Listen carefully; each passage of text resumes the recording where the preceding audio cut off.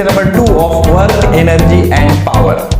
तो lecture number 1 लगभग 103 minute का लेक्चर था। बहुत सारी चीजें उसके अंदर हमने डिस्कस की, सिर्फ एक पॉइंट बच गया था, work done bye graphical method. वैसे तो ये पॉइंट उसी लेक्चर में होना चाहिए था, लेकिन चलो इस पे एक सेपरेट लेक्चर बना देते हैं।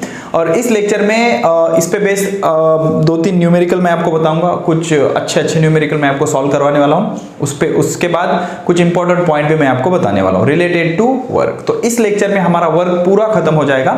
नेक्स्ट लेक्चर में हम कंजर्वेटिव, नॉन कंजर्वेटिव और सेंट्रल फोर्स की बात करेंगे, और आगे आगे जैसे लेक्चर्स आएंगे और अच्छे कंसेप्ट मैं आपको सिखा दूं। ठीक है, तो चलो शुरू करते हैं। तो आज का हमारा जो टॉपिक है वो है work done bye graphical method. इसको समझने से पहले लास्ट लेक्चर को फटाफट थोड़ा सा रिवाइज कर लेते हैं। तो देखो बेटा, हमने कैसे शुरू किया था, डेफिनेशन ऑफ वर्क से शुरू किया था। तो what is work? Work is the dot product of force vector and displacement vector. और याद रखना, वर्क एक स्केलर क्वांटिटी है, वर्क एक स्केलर क्वांटिटी है बिकॉज डॉट प्रोडक्ट से सॉल्व हो रहा है। तो ये फॉर्मूला कब यूज होगा? जब आपका फोर्स कांस्टेंट होगा, constant force, constant in magnitude as well as direction, दोनों चीजें कांस्टेंट होंगी बिकॉज फोर्स एक वेक्टर क्वांटिटी है। तो फाइनली आप इसको कैसे सॉल्व करोगे? W is equal to F S cos theta. इसके कई सारे न्यूमेरिकल्स भी लास्ट लेक्चर में हम ऑलरेडी सॉल्व कर चुके हैं। तो this is the formula for work done for a constant force, work done bye a constant force. उसके बाद हमने पढ़ा था कि अगर फोर्स की सिर्फ डायरेक्शन चेंज हो रही है तो आप वर्क कैसे पता करोगे? तो फोर्स वेरिएबल हो जाएगा। सॉरी फोर्स की सिर्फ डायरेक्शन, फोर्स की सिर्फ मैग्नीट्यूड चेंज हो रही है। क्या चेंज हो रही है? सिर्फ मैग्नीट्यूड चेंज हो रही है। तो हमारे पास क्या सिचुएशन थी, इंटरेस्टिंग सी सिचुएशन थी कि फोर्स की सिर्फ मैग्नीट्यूड अगर चेंज हो रही है तो work is given by integration of F dot D x. Because direction change नहीं हो रही, मतलब फोर्स और डी एक्स में का डायरेक्शन के एंगल कितना होगा? 0 होगा। और cos 0 कितना होगा? 1 होगा। भाई हमने न्यूमेरिकल किए लास्ट लेक्चर में, x इज इक्वल टू 0 से लेकर x इज इक्वल टू 3 ये टाइप के। तो यहाँ पर इस डायरेक्शन में फोर्स है जिसकी मैग्नीट्यूड चेंज हो रही है, और इसी डायरेक्शन में आपका डिस्प्लेसमेंट होगा। ds बोलो dx बोलो, कोई फर्क नहीं पड़ता, दोनों की डायरेक्शन कैसी है? सेम है। तो vector f dot vector dx को कैसे सॉल्व करोगे? f dx cos theta, cos 0 is 1। Okay, कहां से लेकर कहां तक? x1 से लेकर x2 तक। तो ये कब? जब आपका फोर्स का मैग्नीट्यूड चेंज हो रहा होगा, तब ये फॉर्मूला यूज करेंगे। अब मैग्नीट्यूड और डायरेक्शन दोनों अगर चेंज हो रहे होंगे तो हमारे पास एक फॉर्मूला है, vector f is equal to F X cap vector i plus F Y cap vector j plus F Z cap vector k। और जो डिस्प्लेसमेंट वेक्टर ds होता है वो क्या होता है? dx cap vector i plus dy cap vector j plus dz cap vector k। तो सबसे पहले हम डिटरमाइन करेंगे स्मॉल वर्क डन dw, वो आएगा डॉट प्रोडक्ट से vector f dot vector ds। तो इन दोनों का अगर डॉट प्रोडक्ट आप सॉल्व करोगे बेटा तो आएगा fx dx plus fy dy plus fz dz। So this is the small work done. लेकिन हमें क्या चाहिए? हमें टोटल वर्क डन चाहिए। तो टोटल वर्क डन के लिए हम इसको इंटीग्रेट कर देंगे, तीनों को इंटीग्रेट करेंगे। जब x को इंटीग्रेट कर रहे होंगे तो लिमिट क्या होगा? x1 से लेकर x2 तक। जब y को इंटीग्रेट कर रहे होंगे तो लिमिट क्या होगा? y1 से लेकर y2 तक। और जब z को इंटीग्रेट कर रहे होंगे तब लिमिट होगा z1 से लेकर z2 तक। इसका एक न्यूमेरिकल लास्ट लेक्चर के आखिरी में मैंने अच्छे से सॉल्व करके आपको ऑलरेडी बता दिया है। ठीक है, तो ये फॉर्मूला कब यूज करेंगे? जब आपका फोर्स, मैग्नीट्यूड और डायरेक्शन दोनों में कांस्टेंट हो। ये कब यूज करेंगे? मैग्नीट्यूड चेंज हो रही हो, डायरेक्शन सेम हो। ये कब यूज करेंगे? जब मैग्नीट्यूड और डायरेक्शन दोनों चेंज हो रही होंगी। ठीक है, और एक मेथड थी डॉट प्रोडक्ट से। अगर हमारा वेक्टर f कुछ ऐसे है, F X cap vector i plus F Y cap vector j plus F Z cap vector k, और डिस्प्लेसमेंट वेक्टर है S X cap vector i plus S I cap vector j plus S Z cap vector k, दोनों vector form में given है। या कई बार हमने displacement vector derive भी किया था, final position minus initial position. तो ये सारी चीजें लास्ट लेक्चर में मैंने अच्छे से डिस्कस की, एकदम डिटेल्ड। ओके, और सबके ऊपर बेस्ड अच्छे न्यूमेरिकल मैंने आपको सॉल्व करवा दिए।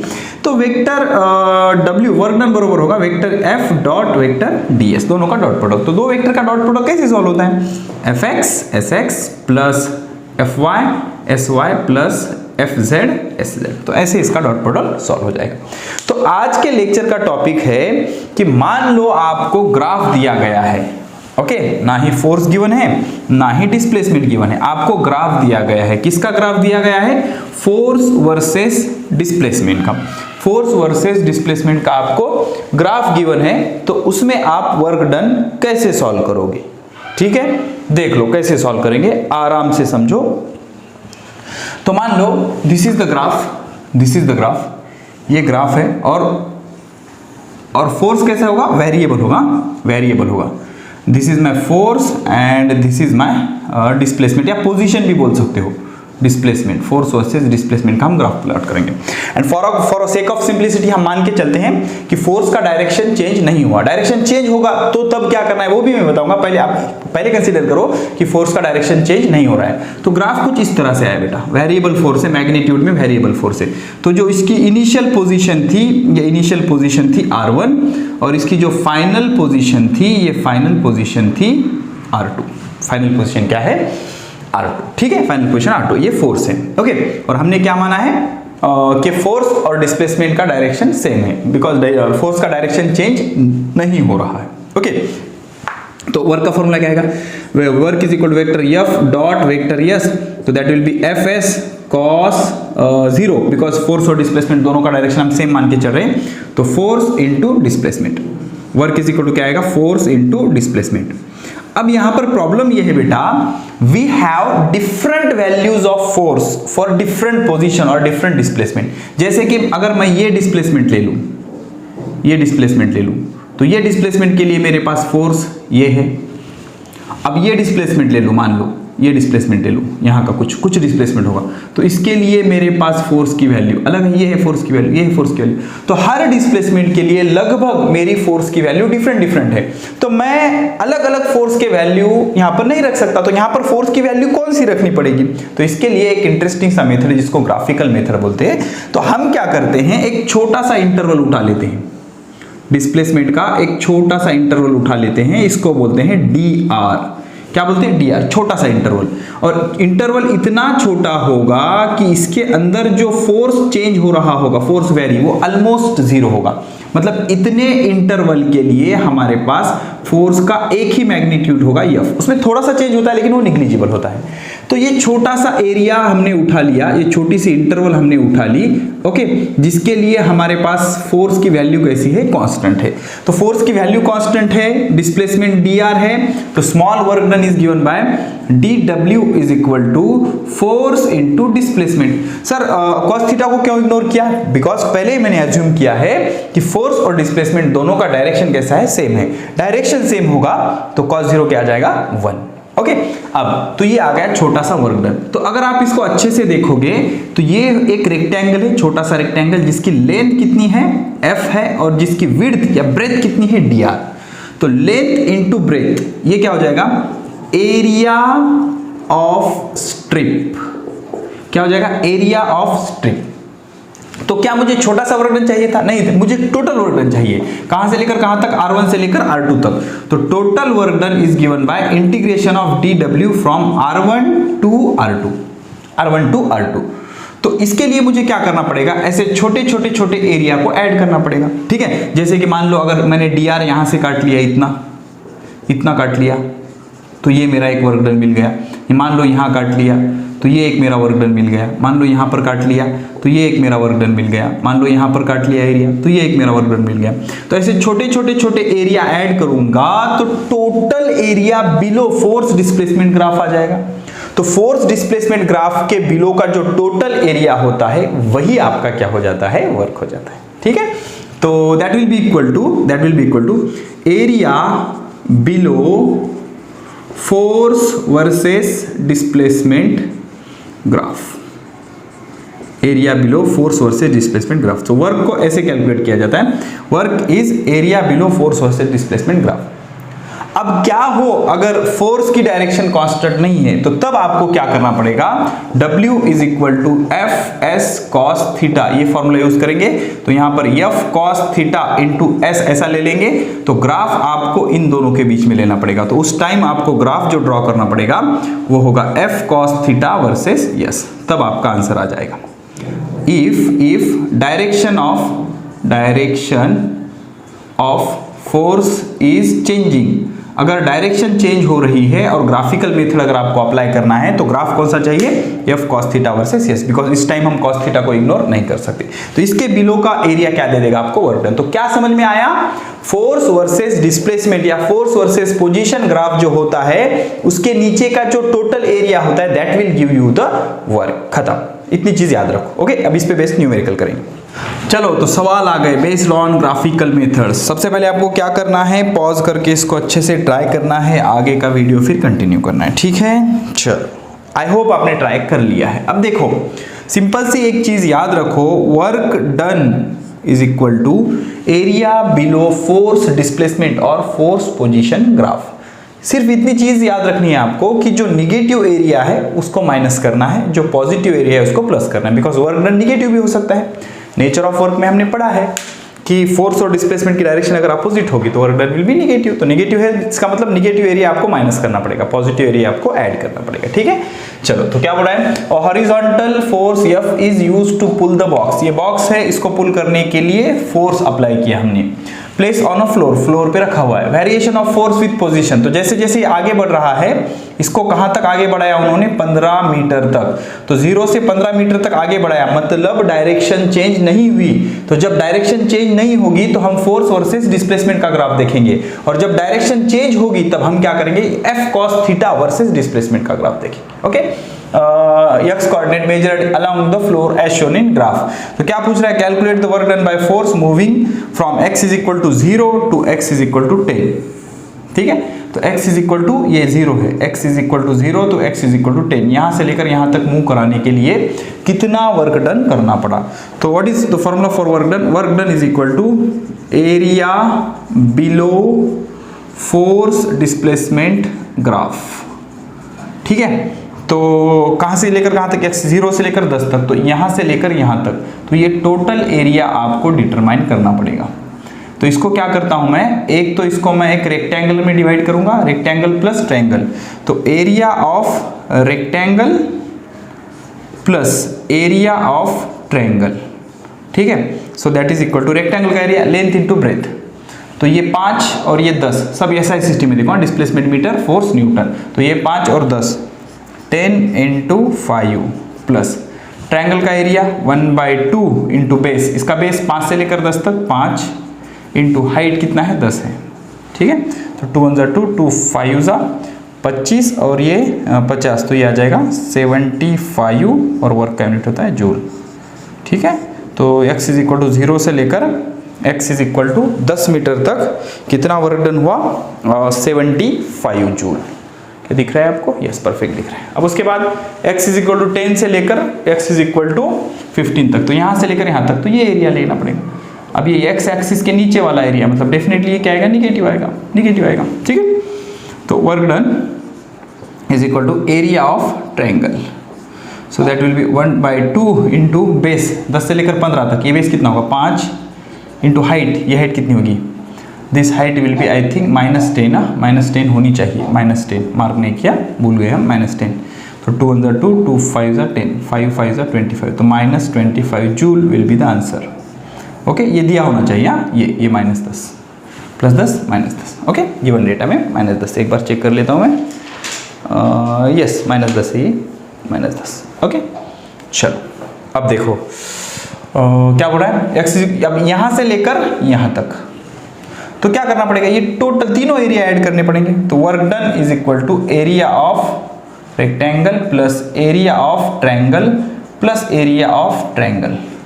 तो रेक्टेंगल का एरिया कितना है 50, ये एरिया कितना है 50 प्लस ये एरिया कितना है, ये एरिया है 25 प्लस ये एरिया कितना है -25, तो माइनस ही करना पड़ेगा। इतनी सी चीज याद रखनी है आपको, माइनस होगा एरिया तो माइनस कर देना, तो आंसर आएगा 50 जूल, ठीक है। चलो लिख लो। तो याद क्या रखना है, जहां पर भी एरिया निगेटिव आएगा तो आपको वो माइनस करना पड़ेगा। ओके, एरिया निगेटिव आया तो माइनस कर दो, अगर प्लस ही है तो फिर तो सवाल ही पैदा नहीं होता, प्लस का तो हमेशा ही प्लस ही रहेगा। ओके, अब ये देखो सेकंड न्यूमेरिकल। अब चलो, अगर आपको पहले न्यूमेरिकल नहीं होगी तो आप पॉज करके इसको ट्राई करो, डेफिनेटली आ जाएगा, 100% आ जाएगा। देखो क्या बोल रहा है, Force displacement graph is as shown in figure.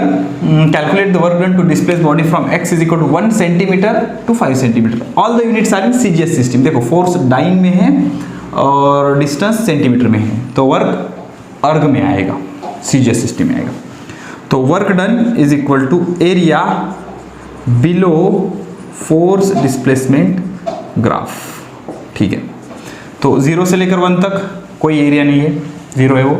ये एरिया प्लस ये एरिया प्लस ये एरिया प्लस ये एरिया. ओके, 0 से लेकर 5 तक. यहाँ पर तो कोई एरिया नहीं है, तो 1 एरिया नंबर 1 2 3 एंड देन 4. ये चारों एरिया को ऐड करना पड़ेगा. 1 प्लस 2 प्लस 3 प्लस 4. तो 1 का area length into breadth. Length कितना है 1 सेंटीमीटर. 1 से लेकर 2 1 सेंटीमीटर. 1 इंटू 10 इंटू 1 प्लस 2 का एरिया. फिर से ब्रेथ कितनी है 1. 2 से लेकर 3 तक 1 और ये 20 है, तो 20 इंटू 1 प्लस. अब 3 से लेकर 4 तक फिर से विड्थ 1 है इंटू ये कितना है -20, तो माइनस ही लेना पड़ेगा. निगेटिव एरिया निगेटिव ही रखते हैं हम.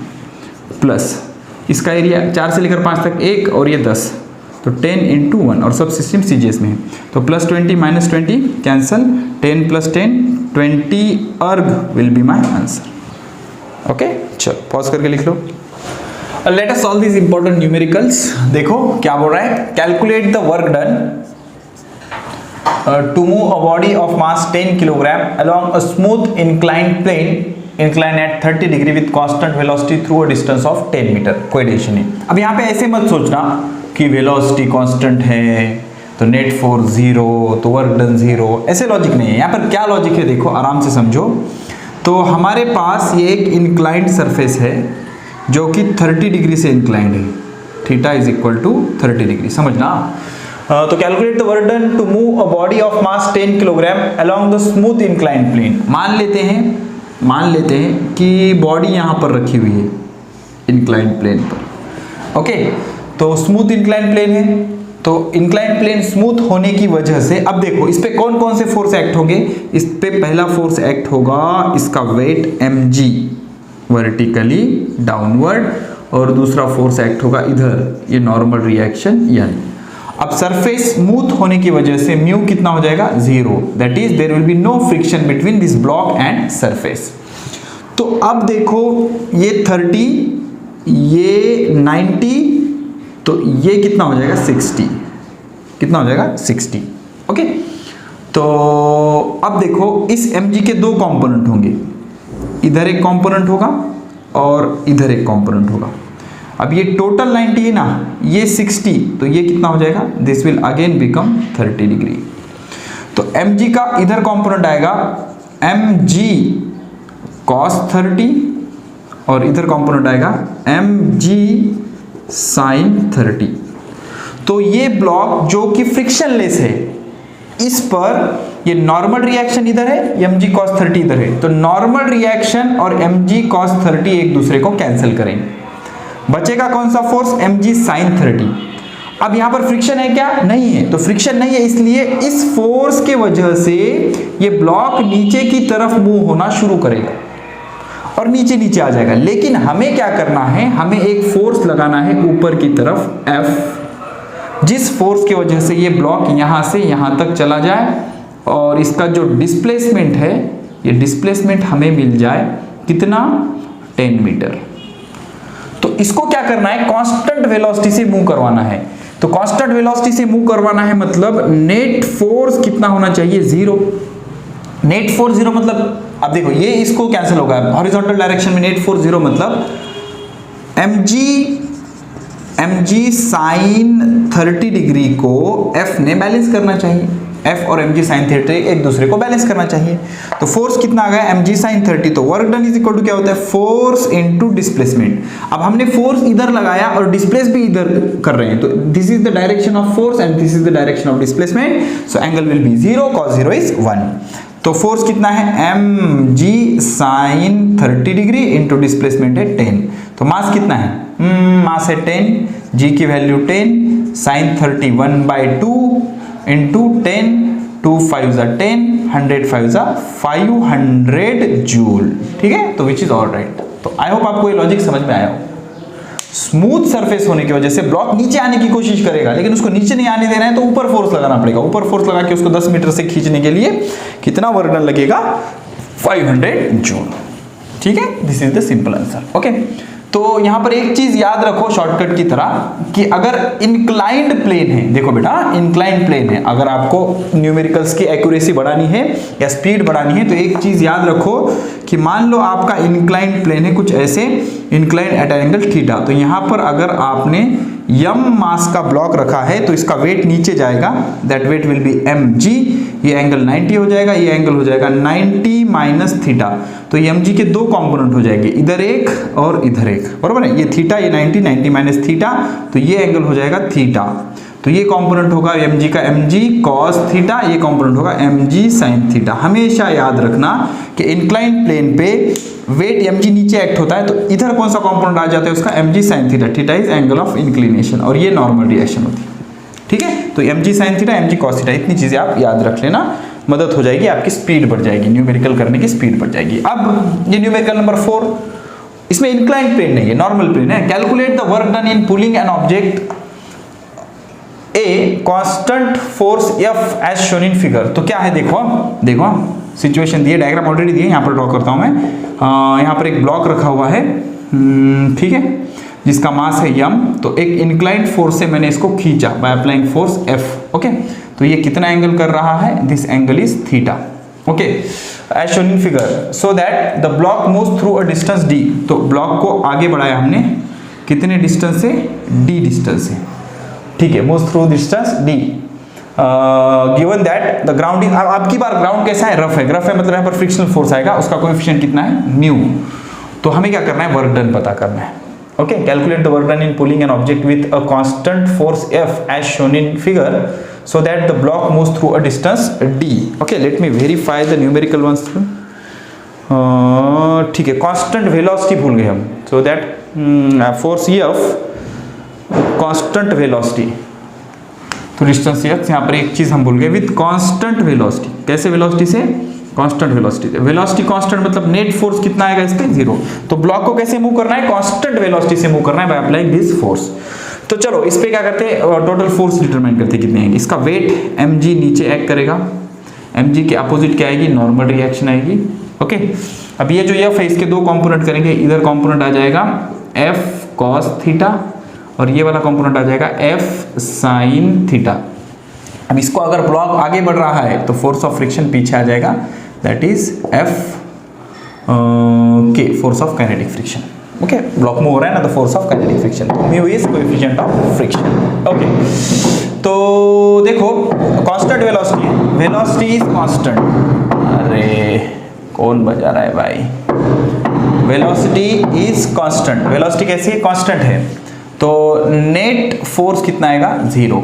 तो force in x direction is 0, force in y direction is 0, या summation of force in y direction, summation of force in x direction. तो सिंपली देखो यहां पर क्या लिख सकता हूं मैं? ऊपर कितने फोर्स हैं y डायरेक्शन में? F sin theta plus n, F sin theta plus n is equal to mg। ऊपर दो फोर्स है, नीचे एक फोर्स है, तो n कितना हो जाएगा? mg minus f sin theta. Okay, from figure n is equal to mg minus f sin theta, equation number 1। अब यहां पे क्या हो जाएगा? F cos theta is equal to Fk, ये फोर्स इज इक्वल टू ये फोर्स। ओके, ये दोनों फोर्स इज इक्वल टू ये फोर्स, इससे हमने नॉर्मल रिएक्शन पता की, ये फोर्स इज इक्वल टू ये फोर्स। ओके, तो F cos theta is equal to Fk मतलब फोर्स ऑफ फ्रिक्शन, ये होता है म्यू इंटू n।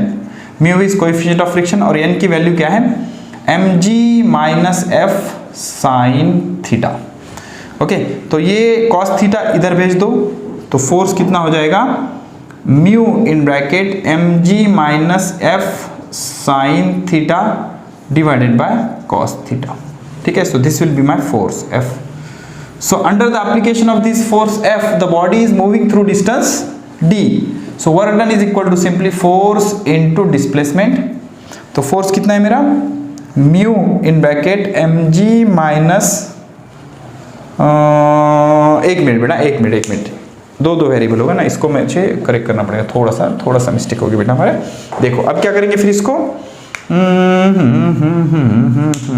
यहाँ पे गलत होगा, एक मिनट ना, तो राइट साइड में भी एफ आ रहा है ना, तो क्या करेंगे F cos theta is equal to mu से मल्टीप्लाई करो, mu M G minus mu F sine theta, ये माइनस इधर आके plus F cos theta plus mu F sine theta is equal to mu M G, समझ में आया, ये minus इधर आके प्लस हो गया।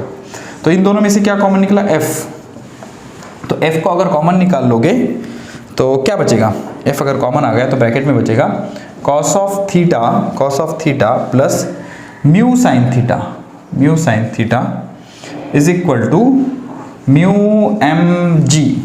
तो एफ क्या हो जाएगा, mu M G divided by, इसको इधर शिफ्ट कर दो, cos theta plus mu sine theta, ये आ जाएगा मेरा फोर्स, इतना क्या आ जाएगा मेरा फोर्स। मुझे क्या पता करना है, मुझे पता करना है वर्क डन, क्या पता करना है, work done, I have to find the work done. तो ऑलरेडी मैंने क्या किया, फोर्स की वैल्यू पता कर ली, तो ये आ गया मेरा फोर्स। अब देखो फोर्स डिस्प्लेसमेंट के डायरेक्शन में इतना है और डिस्प्लेसमेंट इतना है d, तो वर्क डन का फॉर्मूला क्या आएगा, W is equal to F cos theta into displacement, F cos theta into displacement, because force हमने इधर लगाया लेकिन डिस्प्लेसमेंट इधर हो रहा है, तो वर्क डन क्या होता है, displacement into component of force in the direction of displacement. तो डिस्प्लेसमेंट इधर है और फोर्स का इधर कॉम्पोनेंट कितना है, एफ कॉस थीटा, तो एफ की वैल्यू पुट करेंगे, एफ की वैल्यू इतनी है, म्यू ये capital M into G divided by cos theta plus mu sine theta into displacement D, और ये बचा हुआ कॉस ऑफ थीटा। तो आंसर क्या आ गया, mu M G D cos theta, mu M G D cos theta divide by cos theta plus mu sine theta. ठीक है, चलो इसको पॉज करके अच्छे से नोट कर लो और समझ लो।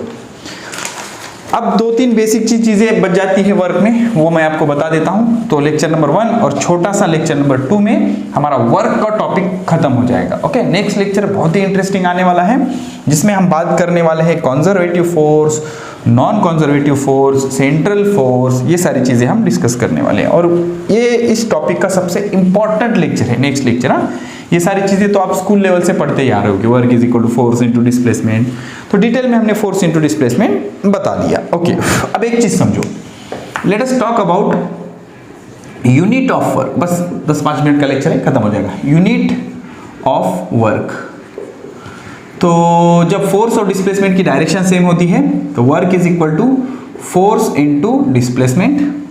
तो फोर्स का यूनिट होता है न्यूटन, डिस्प्लेसमेंट का होता है मीटर। तो वर्क का यूनिट क्या हो जाएगा, S I unit of work is newton metre, लेकिन इसको हम बोलते हैं जूल। क्या बोलते हैं, जूल। ठीक है, तो 1 जूल वर्क हुआ, ऐसे कब बोला जाएगा, जब हम 1 न्यूटन फोर्स लगाएंगे तो 1 मीटर बॉडी मूव होगी। ओके, 1 न्यूटन फोर्स लगाने पर बॉडी अगर 1 मीटर मूव हो रही होगी तो वर्क कितना है बोला जाएगा, 1 joule. Work is said to be 1 joule if 1 newton force produce displacement of 1 metre. Okay, अब इसका CGS unit of work, CGS unit क्या हो जाएगा, न्यूटन का सीजीएस होता है डाइन और मीटर का होता है सेंटीमीटर, लेकिन हम इसको क्या बोलते हैं, अर्ग। ओके, ERG, अर्ग। ठीक है ना, तो वर्क 1 अर्ग है, ऐसा कब बोला जाएगा, जब हम 1 डाइन फोर्स लगाने पर बॉडी 1 सेंटीमीटर डिस्प्लेस हो जाएगी। 1 डाइन फोर्स लगाने पर बॉडी अगर 1 सेंटीमीटर डिस्प्लेस हो गई तो कितना वर्क हुआ, 1 अर्ग वर्क हुआ। तो work is said to be 1 erg if force of 1 dyne produce displacement of 1 centimetre. Okay, अब अदर यूनिट क्या होते हैं देख लो, अदर यूनिट इंटरेस्टिंग है ये भी। तो पहले तो इसका अदर यूनिट आएगा, तो अब एक चीज समझो, 1 joule is equal to 10 to the power 7 erg होता है। न्यूटन में 5, मीटर के सेंटीमीटर 2, 5 और 2 7, तो 1 जूल में 10 टू द पावर 7 अर्ग होता है।